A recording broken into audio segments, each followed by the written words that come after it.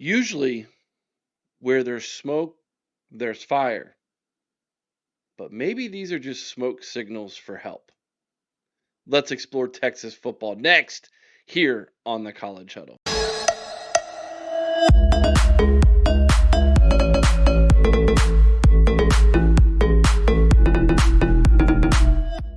And welcome back to the College Huddle, everybody. We appreciate you tuning in and being a part of our community here at the College Huddle. 87 independent podcasts from coast to coast covering your favorite schools, your favorite teams, and you are sliding into home base here on the College Huddle YouTube channel. I am Eric Boggs, your host, and we appreciate you joining us. We're going to talk about Texas football. Now, typically, I believe that where there's smoke, there's fire. In other words, when you see multiple reports of some kind of news item coming out of a university, out of an athletic department, out of a program, typically, even if a coach denies that this is news, it is news. Typically. Fool me once, shame on me. Fool me 550 times, college football coaches, not going to be fooled anymore. All right? So, that being said, when I see reports coming out that Steve Sarkisian is testing the waters in the NFL about a month and a half ago, I went, that's interesting. I'm going to write that down. Make a mental note of that. And then yesterday, this idiot gets on Twitter and makes a very interesting post. Now, here's where I'm going to push back where everybody else is pushing forward and pushing against. I'm going to push back, Texas fans, college football fans. This guy is a bona fide idiot. Everything he says when it's coming out of his mouth is either a lie or for attention. I have no idea. I still, for the life of me, cannot figure out how this guy is still employed at ESCCPN. I have no idea. He's not even an SEC homer. He's not an SEC fan. And everything he does is a shill for the maize and blue from Ann Arbor, Michigan. And the man, when it comes to his college football takes, are awful. Anybody remember a few years ago his college football Final Four that was completely eliminated by week number 3 of the season? Yeah, that's this guy, Desmond Howard. But Desmond Howard is in the news again because he made a little, shall we say, Twitter video where he comes on. And by the way, if you haven't seen the video, go look it up. It is so weird and cryptic looking. And here's the thing: people are looking way too much in this video, thinking that this guy actually knows something. He knows nothing. I promise you, he knows zilch, nada. He's carrying his trash can down his palatial estate driveway with his house and palm trees and everything looking so mighty nice in the background. I guess it pays to be a complete moron when it comes to your college football takes, as long as you won a Heisman Trophy and you're beloved by the Michigan Wolverine fan base. I guess that's what pays for all of that, I suppose. But anyways, I digress. As he's rolling his trash can down to the end of the driveway, he's on his phone making this video talking about Steve Sarkisian and the Texas football program. And he says, I would not be surprised if the Texas job opens up at the end of the season. And he says it would be a mutual parting of ways. Please. Come on, bro. I mean, think about this for a second. This is absolutely asinine, okay? There's been zero smoke coming out of the Texas Athletic Department that they are going to part ways with Steve Sarkisian, number one. Number two, Steve Sarkisian has been adamant about I'm not leaving. And again, I know, fool me once, fool me 550 times, That's not what this smoke that you're seeing out of Texas is all about. It's not a smoke that he's wanting to leave. Now, do I believe that Steve Sarkisian's representation hasn't shopped the idea to the NFL? Maybe. But Steve Sarkisian himself said, "I've not talked about this with my legal team. I've not talked about this with my representation." That doesn't mean they haven't. And if that's the case, Steve needs to go, "What are you doing?" and then fire somebody's butt if in case they are doing this without his permission. Sometimes there are individuals within those type of for a lack of a better term, in that industry that will, on your behalf, kind of shop you around a little bit just to see if there's something good out there and then present that to you. Say, hey, they're interested in you. Are you interested in them? As a way to do one of two things: either go ahead and find a better job, get more money, or B, have negotiation power to come back against the AD of the athletic department and say, hey, this franchise or this school is interested in me. What are you going to do? Are you going to up my contract? You're going to pay me a little bit more? And why do they do that? Because they get paid a percentage of it. That's why. It's their job to do that. So sometimes when we see this smoke or someone's being shopped, it's people as individuals within a company who are doing it to try to make more money. That's what a lot of this is sometimes. Steve Sarkisian might be telling us the 100% bona fide honest truth that says, hey, I had nothing to do with this. I wanted nothing to do with leaving Texas or any of that. But that doesn't mean that his name isn't being shopped around. And then so when news gets out about this type of thing, people start talking about it, dominoes start falling, et cetera, et cetera, et cetera. I don't think that's the situation here at all. Like I alluded to at the beginning of this video, I don't think it's Steve Sarkisian shopping himself around, but I do think that this smoke could be smoke signals for help. And based off of what I have read from a lot of people who are fans of the Longhorns or follow the Longhorn program or in the SEC, Steve Sarkisian might be trying to wear too many hats: play caller, head coach, head recruiter, administration of the program. Like, he needs to learn how to delegate a little bit better. Maybe learn how to become a CEO more and less of a head coach. And it starts maybe probably with the play calling.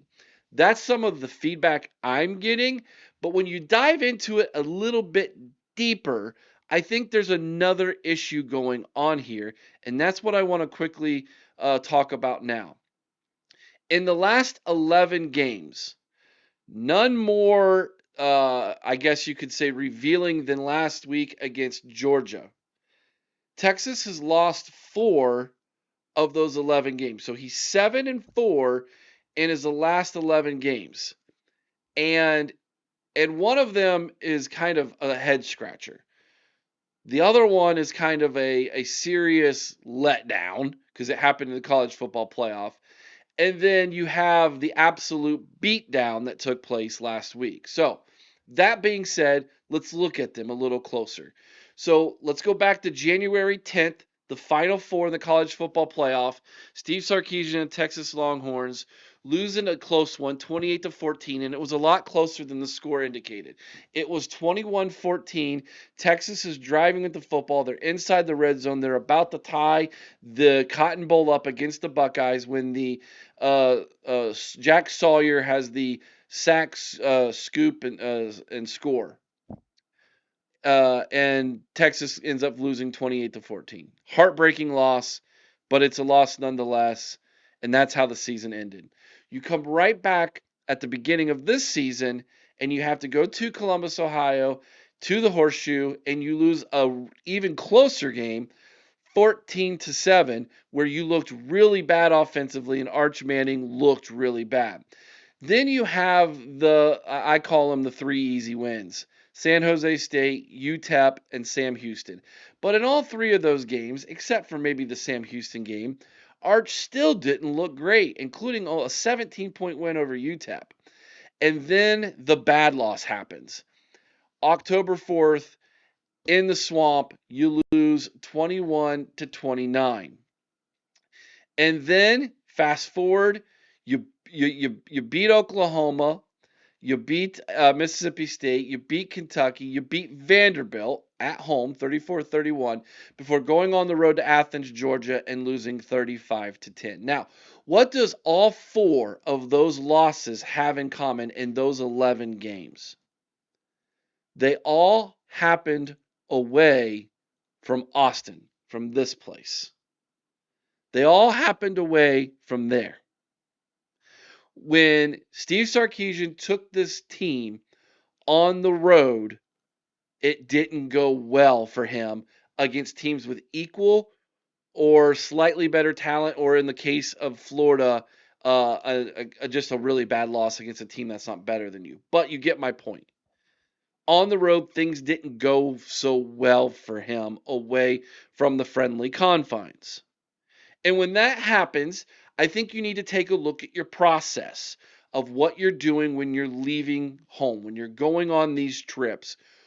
And I think it all points back to the fact that Steve Sarkisian is trying to do too much.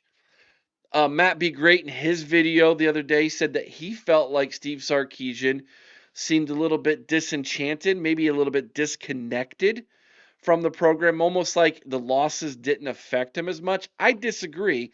I think sometimes when people take these losses on the chin, when they were A, not expecting it, or B, not expecting it, or maybe even getting to the point where it's like confusing to them, I think that's more what you're seeing here. I think it's confusing to him a little bit because A, I know I'm good.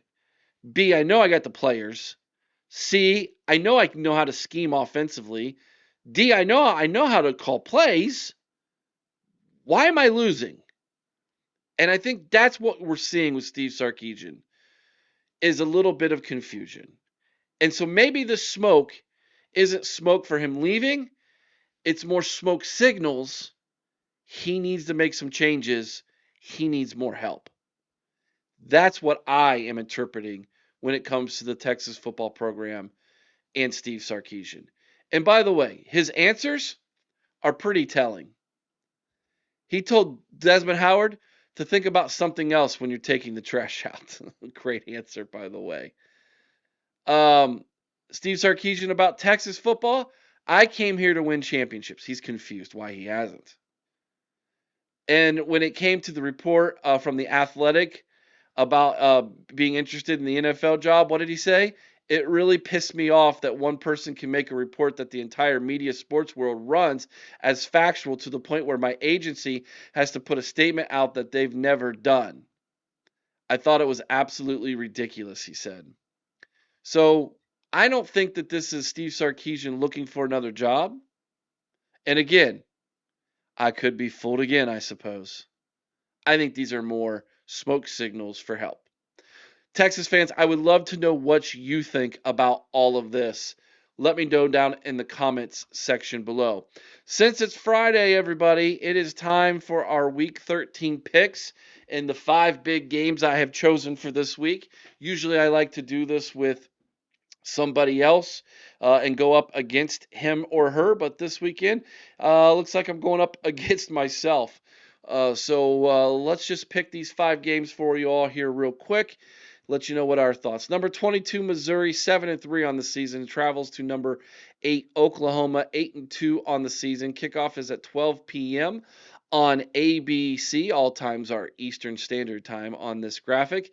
Oklahoma's getting 7.5 at home. I'm going to go ahead and lay the points. I think Missouri keeps this game closer than 7.5, although I do think Oklahoma wins the football game. Your G5 game of the week happens in the Conference USA.